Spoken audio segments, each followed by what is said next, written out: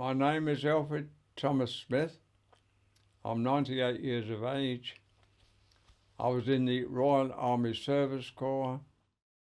Coming out of church at Eastwood, suddenly told war had been declared. That was the 3rd of September 1939. And by the end of September, I was called up.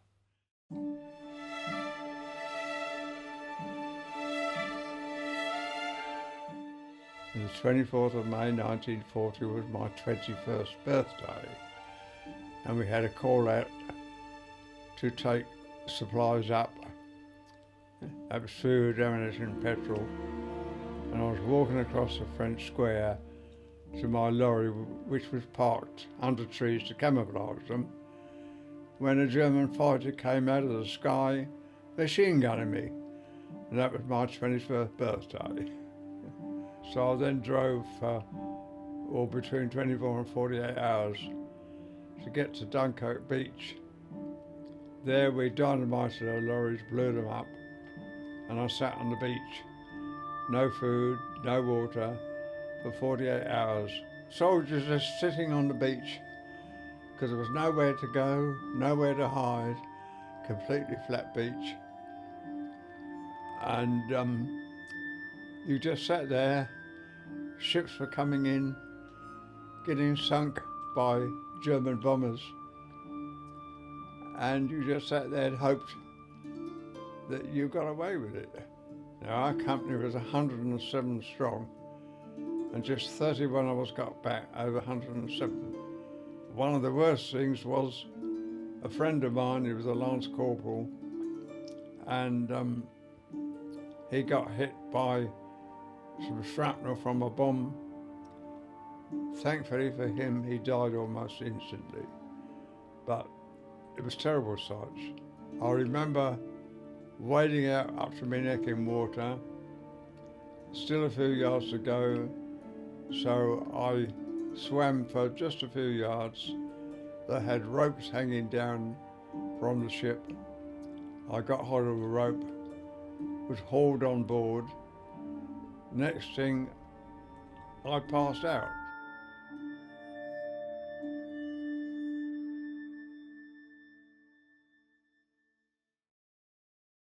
Charlie, his name, but everybody called him Ginger because he had real red hair. And he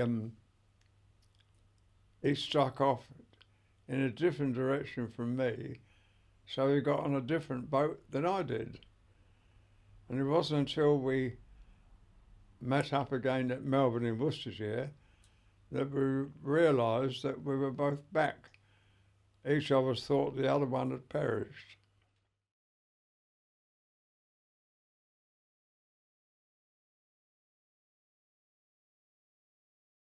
We drove off the landing craft because they couldn't get close enough into the beach because it was too shallow, and we drove off. And I literally drove completely underwater. Our job was to supply the troops.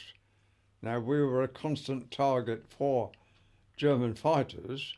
You'd get sometimes called out 2, 3 o'clock in the morning, and you wasn't allowed to drive with any lights on. You had to drive complete darkness. We used to sleep in the cab of the lorry every night, sitting up with the head at the back, and that's how you spent every night, unless you was called out. And this particular night, I said to my co-driver, I'm fed up with sleeping in this cab. I said, let's get out and get under the lorry. So we laid out underneath the lorry. Mind you, the lorry got hit. Remember, it's full of ammunition and petrol, so we wouldn't have stood much chance. Anyway, luckily, we didn't get called out that night.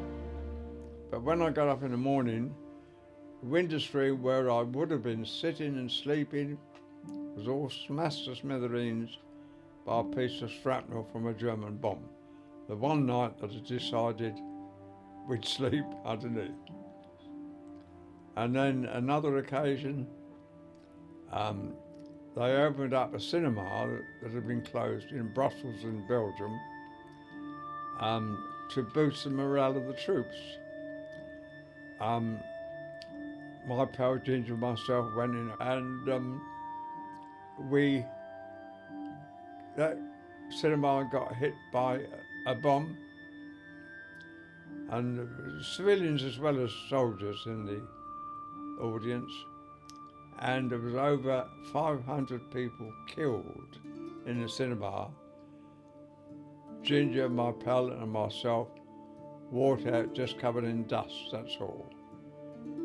So the escapes I had have been absolutely amazing.